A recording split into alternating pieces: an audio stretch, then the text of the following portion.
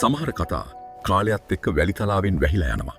හැබැයි ඒ කතාවලට ජීවය දුන්නු මතකයන් පොත්පිටු අතර සැඟවිලා තියෙනවා. ඇහැලේ පොළ වලව්ව කියන්නේ රදල තේජසත් ජාතික ඛේදවාචකයත් සංගවාගත් ලංකා ඉතිහාසයේ වැදගත් සන්ධිස්ථානයක්.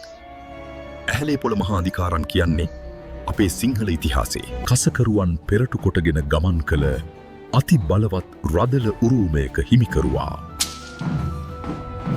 එතුමාගේ සම්පූර්ණ නම තමයි ඇහැලේ පොළ විජේසුන්දර වික්‍රමසිංහ චන්ද්‍රසේකර සෙනවිරත්න මුදියන්සේ. මේ පවුලේ බලය ගොඩනැගෙන්නේ පුදුම රසවත් කතා රැසක් සමගින්.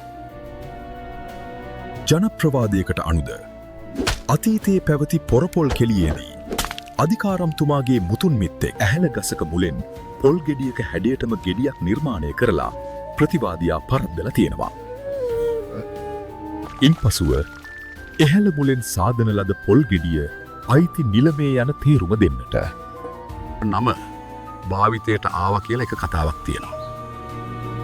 එවගේම ලේ පොලක් සුව කිරීම හෝ ඇහැක් පූජා කිරීම නිසා මේ නම භාවිතයට ආබවටත් මත තියෙනවා. නමුත් සරලවම මොහුගේ නිවස තිබූ ස්ථානයේ ඇහැලගස් කිහිපයක් තිබුණ නිසා පසුව මේ පවුලම ඇහැලේ පොළ නමින් හැඳින්වෙන්නට ඇති බවටත් විශ්වාස කෙරෙනවා. ඇහැලේ පොළ පරම්පරාවේ සාමාජිකයින් රාජසිංහ රජුගේ කාලයේ සිටම මහනුවර රාජධානියේ උසස් තනතුරු දැරූහ. තවත් ජනප්‍රවාදයකට අනුව නක්ෂත්‍රය දැන සිටි ගමරාල කෙනෙක් කසකරුවන් පිරිවරාගෙන පෙරහැරේ යන තරම් බලවත් පුද්ගලයෙක් බවට පාටලා තම බිරිඳගේ වාසනාව නිසා වූ බව පෙනී ගොස් තිබෙනවා. ඇයගේ වාසනාව නිසාම ගමරාලත් ඔහුගේ පරපුරත් මහ බලවතුන් බවට පත් වූ බව කියවෙනවා. මේ මහා අධිකාරම්තුමා උපත ලබන්නේ ක්‍රිස්තු වර්ෂ 1073 වසරේදී මාතලේ ඇහැලේ පොළ ගමේ වලව්වේදී. ඇහැලේ පොළ පවුලට වලව් කිහිපයක්ම අයත් වුණා. මාතලේ සිට මහනුවර දක්වා. මාතලේ පල්දෙනියේ වලව්ව. ඇහැලේ පොළ ගමේ වලව්වට නුදුරින් පල්දෙනියේද ඔහු විසින් විශාල වලව්වක් ඉදිකර තිබුණා. මේ වලව්වේ මිනිසුන් 200කට පමණ නැවතීමට ඉඩකඩ තිබූ අතර එහි පොල්වත්ත ඇතුළු දේ අලින්ගෙන් ආරක්ෂා කර ගැනීමට වත්ත වටේට දිය අගලක්ද සාදවා තිබුණා. සබරගමුවේ දිසාව තනතුර දැරූ කාලයේ රත්නපුරයේද ඔහු වෙනුවෙන් නිල මන්දිරයක් ඉදිකර තිබුණා. මේ ස්ථානය වර්තමාන රත්නපුර ජාතික කෞතුකාගාරය පිහිටා ඇති ස්ථානීය බවට විශ්වාස කෙරෙනවා. මහනුවර දළදා වීදියේ ඒ කියන්නේ වත්මන් ක්වීන්ස් හෝටලය සහ HNB බැංකුව තිබෙන ස්ථානයේ සහ සේනානායක වීදියේ වලව් තිබුණු බවට පැවසෙනවා. එය පිහිටා තිබුණේ රජමාලිගේ සිට මීටර කිනිපයක් නුදුරින් වත්මන් රජවීදියේය.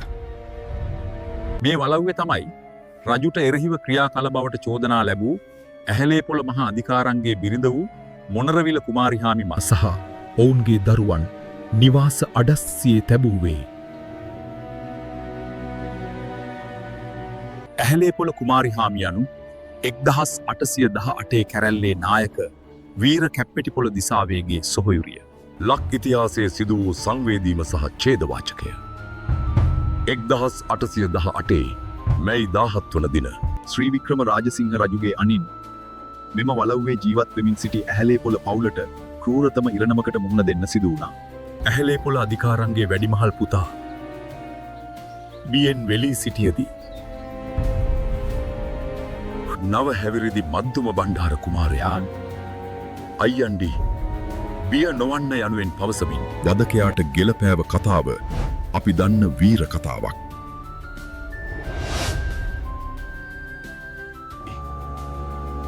ඇහැලේ පොළ පවුලේ අයට කළ ක්‍රියාවෙන් පසුව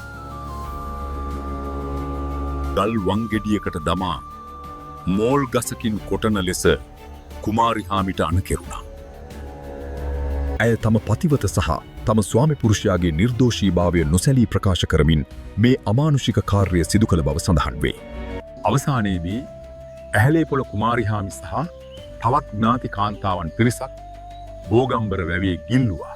ඇහැලේ පොළ මහාධිකාරම්ගේ අවසානය ලංකා භූමියේ සිද්ධ වුණේ නැහැ. මොකද ඔහු ඉංග්‍රීසින් වෙතට පැනලා ගිහිල්ලා මොරිෂස් වලට පිටුවහල් කරනු ලැබුවා. පාචකයේ සිදු වූ වලව්ව පසු කාලීනව ඔග්‍රීසීන් විසින් හමුදා බැරැක්කනක් ලෙසත් පසුව රිමාන්ඩ් බන්ධනාගාරයක් ලෙසත් භාවිත කළා. වර්තමානයේදී මහනුවර රජවීදියේ පිහිටි මේ වලව්ව ශ්‍රී දළදා මාලිගාව යටතේ ප්‍රතිසංස්කරණය කර ඓතිහාසික ඉටිරූ කෞතුකාගාරයක් ලෙස ජනතා අයිතියට පත් කර තිබෙනවා. උඩරට රාජධානිය නියෝජනය කරන රජවරුන් වාරියපොළ සුමංගල හිමි කැප්පෙටිපොළ නිලමේ වැනි අයගේ රූප ප්‍රතිනිර්මාණය කර තිබෙනවා.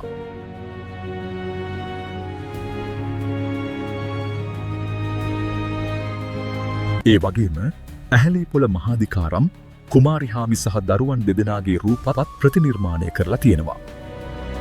වසර 200කට වැඩි ඉතිහාසයක් රැගත් මේ වලව්වේ බිත්ති අදටත් රදල තේජස දේශප්‍රේමී සටන් සහ ලක් ඉතිහාසයේ කඳුළු කතාව නිහඬව දරාගෙන ඇති. සීමා මායිම් අතික්‍රමණය කරමින් නොදුටු පැති සොයා